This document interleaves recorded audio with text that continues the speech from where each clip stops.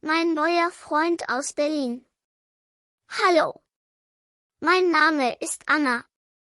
Ich komme aus München. Ich bin 12 Jahre alt und gehe in die Schule. Ich habe einen neuen Freund. Sein Name ist Lukas. Lukas kommt aus Berlin. Er ist auch 12 Jahre alt. Lukas und ich gehen in die gleiche Klasse. Er ist neu hier. Seine Familie ist letzte Woche nach München gezogen. Er hat einen Bruder und eine Schwester. Sein Bruder heißt Felix. Er ist 10 Jahre alt. Seine Schwester heißt Emma. Sie ist 15.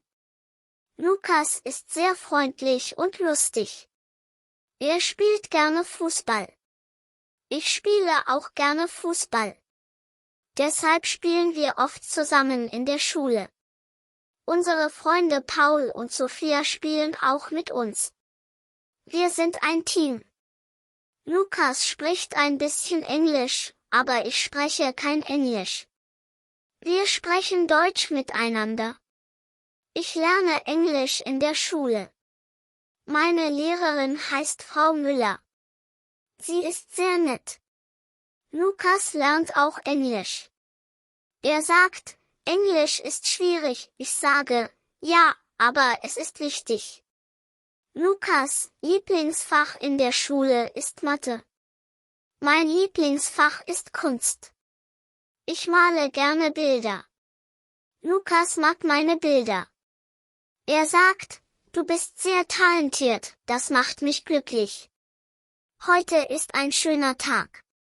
Die Sonne scheint. Lukas und ich gehen in den Park. Wir nehmen den Fußball mit. Der Park ist groß und grün. Es gibt viele Bäume und Blumen. Die Blumen sind schön. Wir spielen Fußball im Park. Das macht viel Spaß. Lukas' Familie kommt auch in den Park. Wir treffen seine Eltern und Geschwister. Seine Mutter heißt Maria und sein Vater heißt Stefan. Sie sind auch sehr freundlich. Wir essen zusammen Eis. Das Eis ist lecker. Ich bin froh, dass Lukas mein Freund ist. Wir lachen viel zusammen. Ich denke, wir sind beste Freunde.